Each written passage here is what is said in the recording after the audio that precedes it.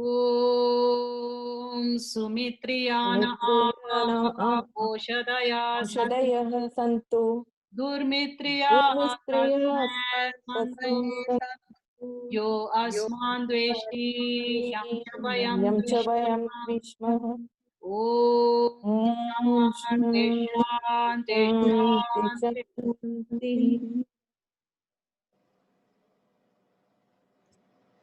Okay, so welcome to the last class in this series. And before I start it, I have to say sorry to Srividya for putting you in the message. I didn't mean you. So sorry for all the. No.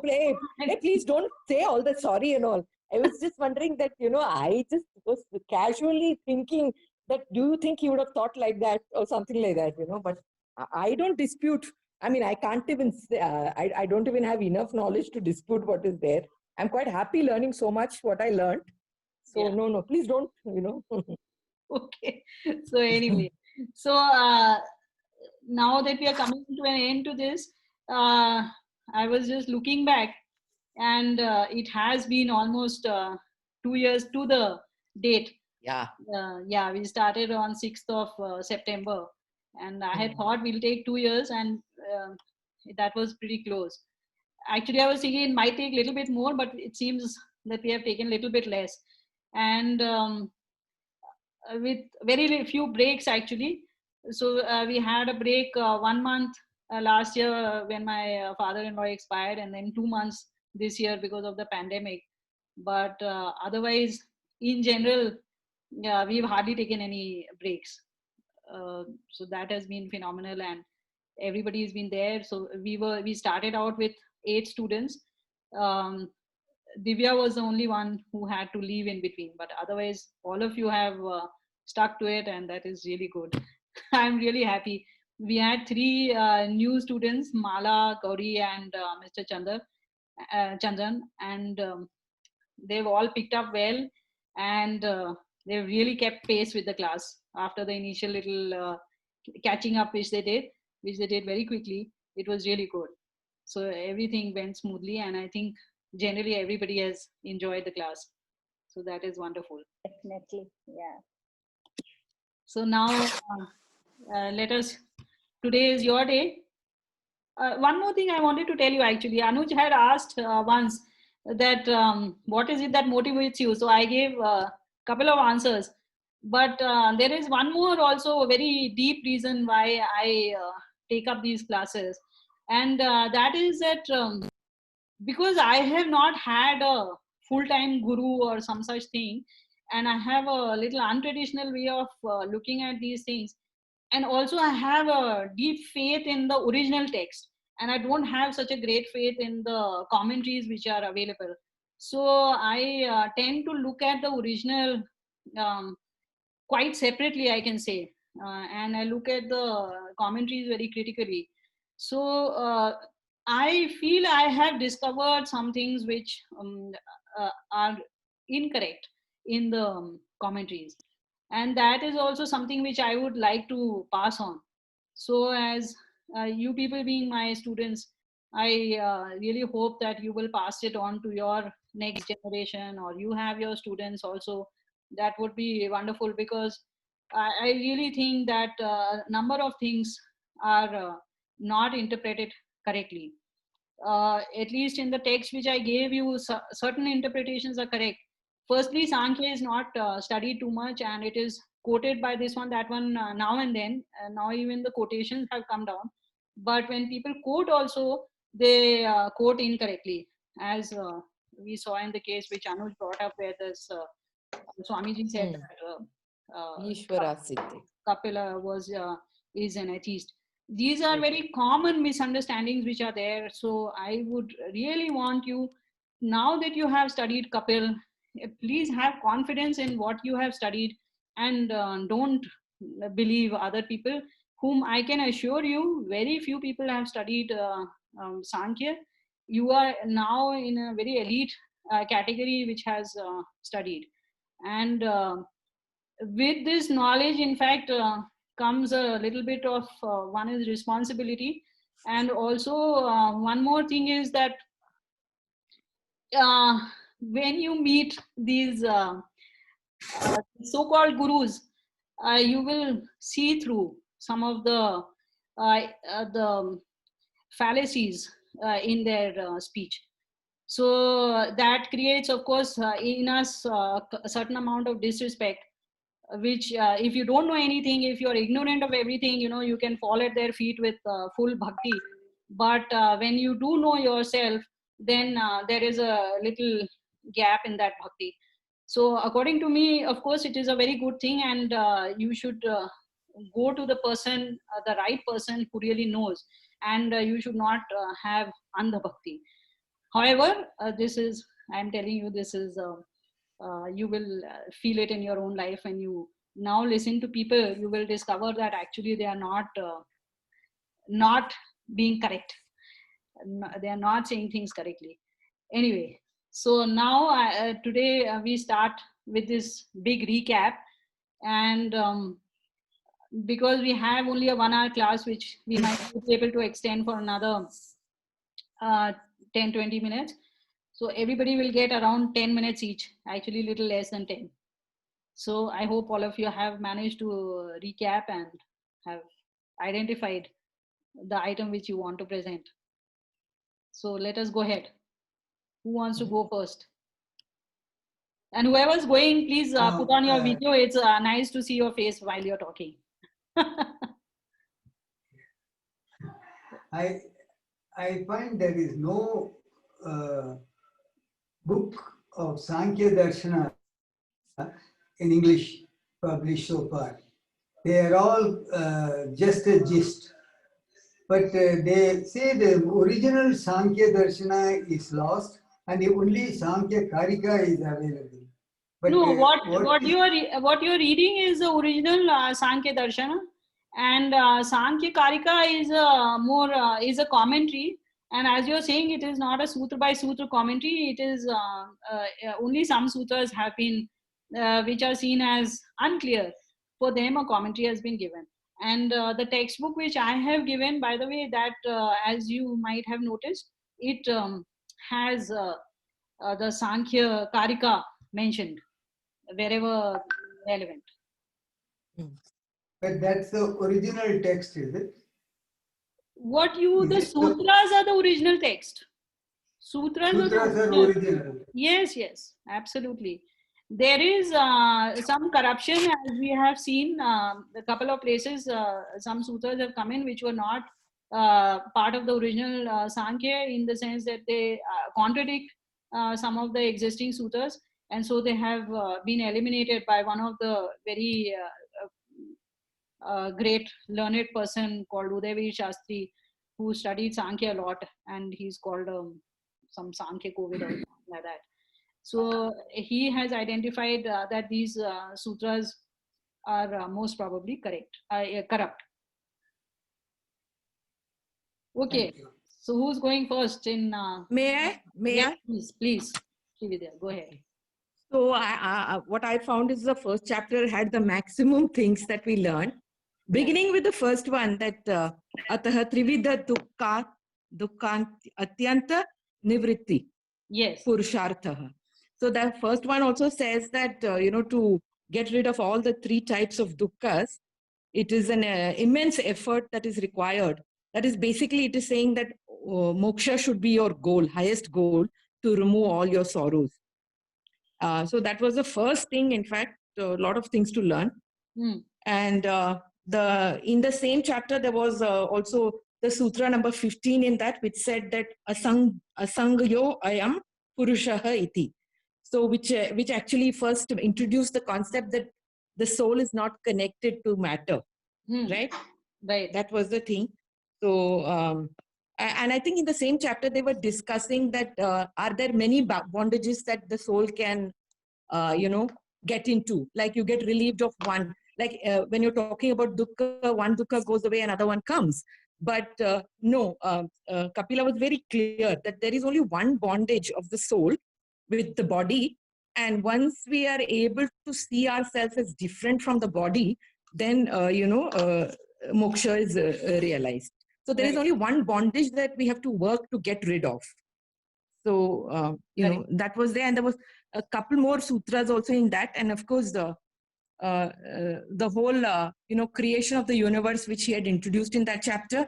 And of course, the very famous one, that Sanghata Parat Tatvat Purushasya. So again, saying that all the 25 other things, starting from Mahat, Ahankara, all the Tanmatras and all the Indriyas, the Jnanendriyas, as well as the Karmendriyas, everything came together for this Purusha.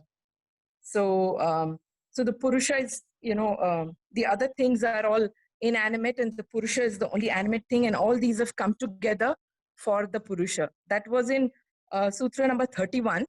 And again and again it came. In fact, in the same chapter, it came again in 105 also. Again, it said Sanghata Parat Tattva. So, and I think in the subsequent chapters also it came a couple of times. Correct. And the other thing was also a very important thing, that something cannot be taken out of nothing.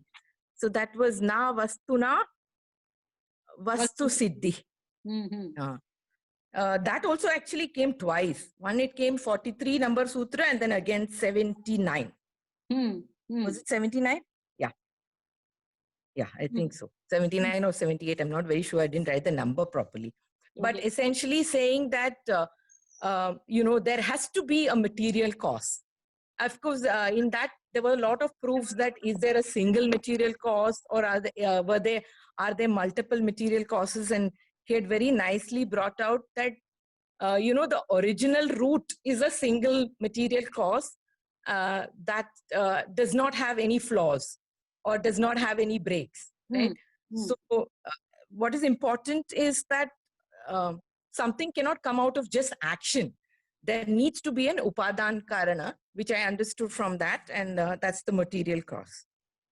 And there was another good one over there. 2-3 of them that were good ones about the law of causation. That 79, 80, 81, and 83. So I have 1 or 2 of them I will say. One was that one was Nastu Pado Nripa Shringat, which said that if you didn't have the stubs for the horn, the shringas cannot come out, right? So there has to be a reason for something to come out, right? There has to be what we say, the cause for it. Then only the effect can come out, right? And also there was one more in the same series that said Shaktasya Shakya Karanat. So only if there is a capability, then it can produce. Otherwise, it cannot produce. And continuing on that, the next one was Karana Bhavat, which said that the effect actually is in the cause itself, right? And the cause can be inferred only from, cause can be inferred from the effect. That is how he'd like to prove that, we have not seen pradhana. We don't know how prakriti is. It's avyakta. But we can see the mahat which has come out of it. And so we can imagine that there is something that had similar gunas, or the same gunas that are there in the mahat, that would have been in its cause. So giving a beautiful example over there, he said that we can see a clay pot, and then from that we can understand that it was made out of clay. So clay did exist, right? So it was a way for us to understand that there is something, some material cause that started off this origin. Right. Am I done with my 10 minutes? Does anybody want to add on? I think no, you have been so comprehensive. All I can say is I agree.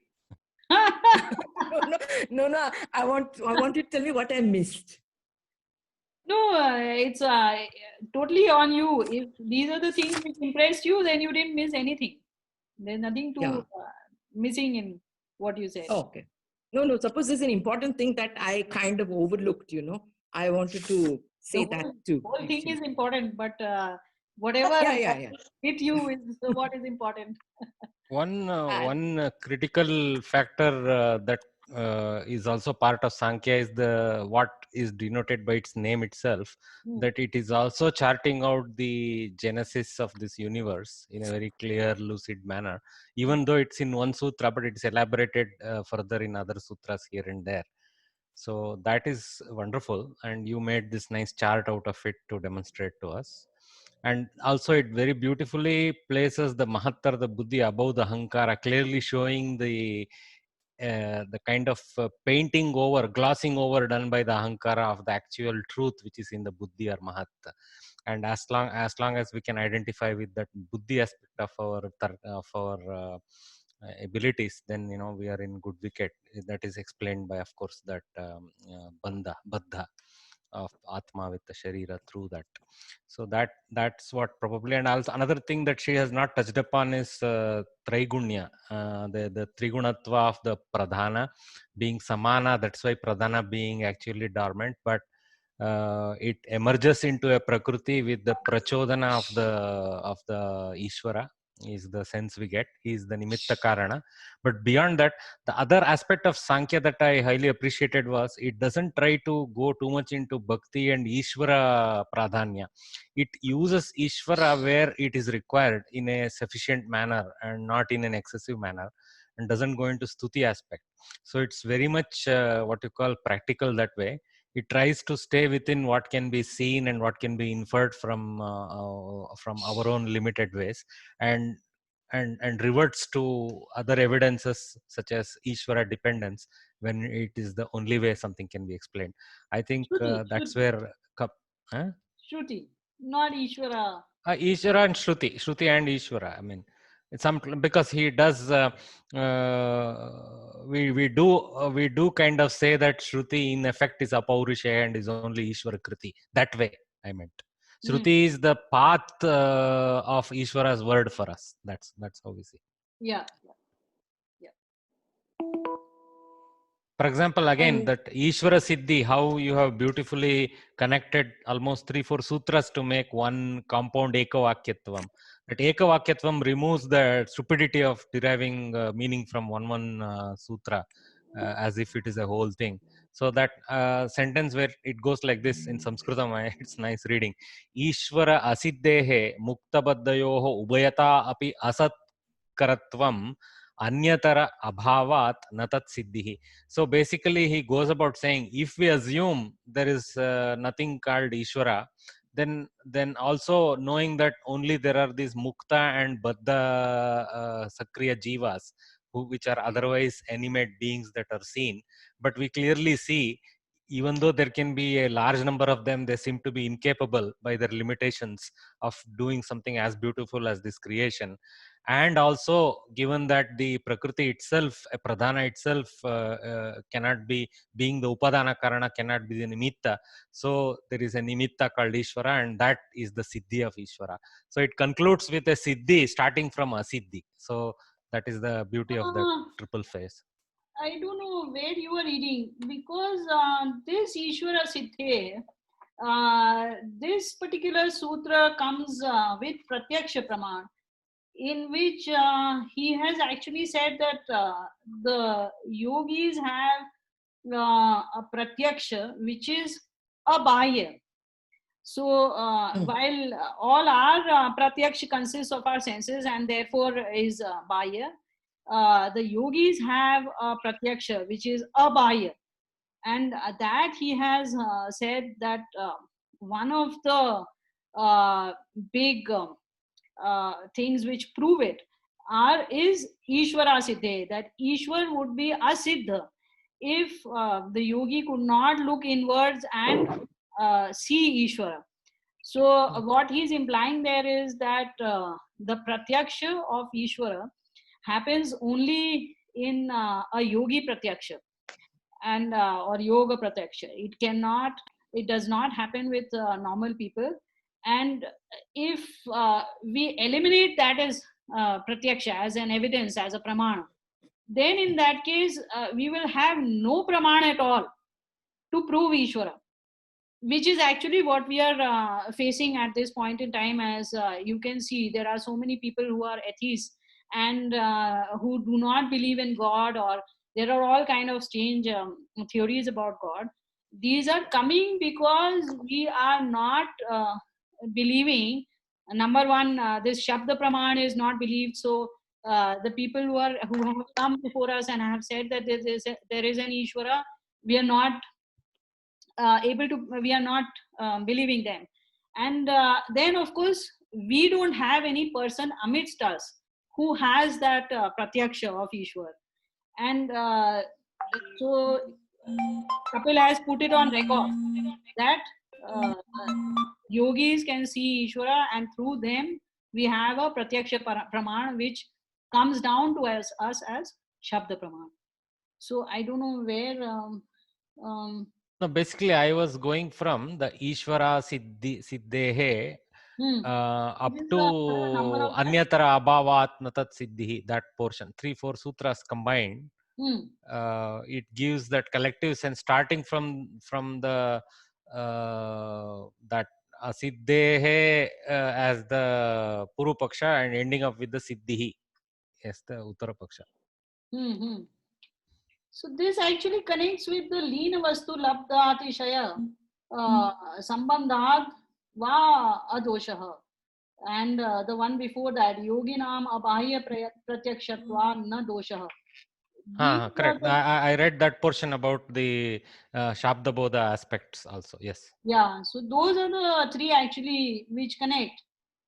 Then what you are saying, Mukta Badayor Anyatara Bhavat, yes, there what you have said is correct. But Ishvara Siddhe is connecting with Pratyakshatvam.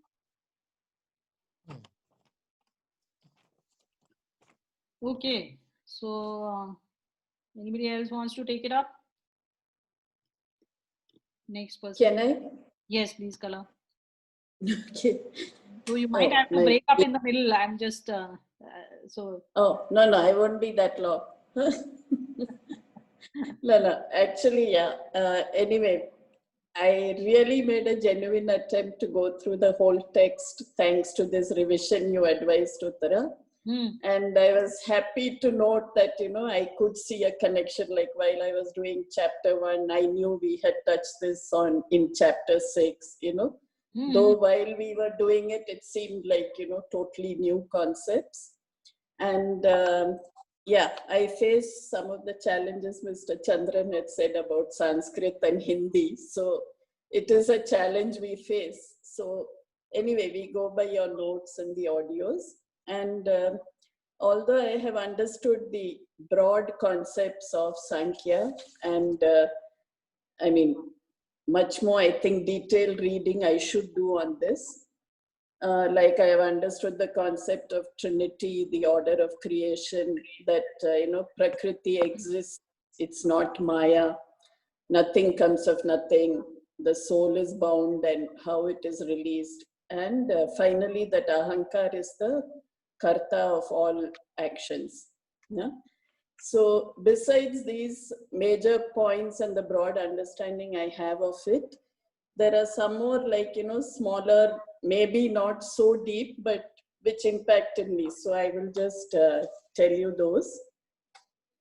One is while I was studying, I realized the importance of this Shravana Chatushtaya, which you mentioned, on how, we have to learn, then come back, analyze, think about it, go back, come back, and then have the idea fixed in your mind and then go by it. This was something that, really, I was very happy to understand this whole concept, and I think I should do this. Like you advised, it's not a one-time reading and, we need to go back to it.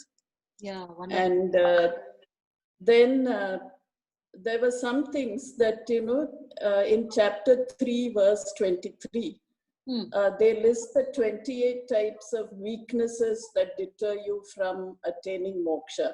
And so the conclusion was that a physically fit person is more capable of going on this path than somebody with some disabilities, which sort of disturbed me a little because it should be possible for everybody, right?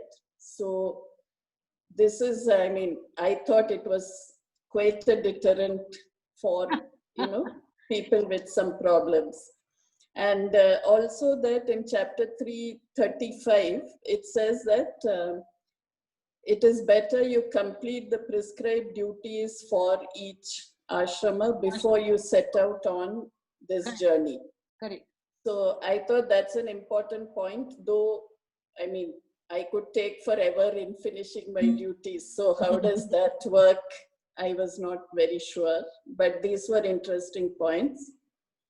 And then in chapter 6, verses 6 and 7, I was very, it impressed me when we learned that the effects of sorrow are far greater than the effects of any happiness. And no person is absolutely happy at any point of time. This I thought was a great takeaway from this. And then chapter 5, it was, I mean, you know, a new learning for me about the 3 types of bodies, no? That you told us, the Jivatma who only does Nishkama Karma, then the animals who only consume, and man who is a combination of both. And it was a learning that animals live out the past karma phalas and do not accumulate anything in this life. Now, this was a new learning for me. And also that 3 types of bodies also was a new concept which I liked.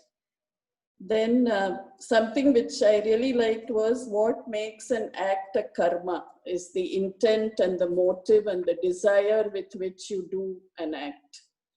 And also how the buddhi drives this, but the soul is the one which finally gives it that final edge of whether you do it in a finer way or in a base kind of way. Yeah. And then God decides on whether you are going to have a phala out of this or not, you know. So this was something I liked. And another thing is from chapter 5, verse 22 and 25, it said that dharma is an inherent quality. So by default, you are good.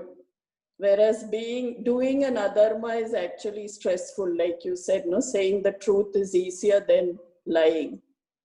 So I thought that's a good learning. And also that every dharma need not have an adharma. We always thought good opposite bad. No? So like benevolence does not have an opposite, you know? Yeah. Yeah, so these were like, you know, some are varied things, but these were my takeaways. Yeah. And I will surely, yes, I know that I need to read it again, and I've actually totally gone into this. So I'm happy with that. Good. Yeah. Good. Wonderful. Actually, what Kala has done is amazing. I mean, quoting from 5th chapter at such deep end, I was struggling just trying to read through the first chapter, but you know, your inspiration, Kalaji. I'll also try to read through. For all the effort Guruji has put, we should read everything again. Yes. Yes, please, Anuj, please do. So we'll So- close this one. Yes. Yes. Thank you, Tara. Yeah. Okay. We'll Shall I join now? back again. We'll join back again. I'll end the Okay. session. First of all, I would like to. I'll end the session. We'll join back. Oh, okay. I didn't understand that.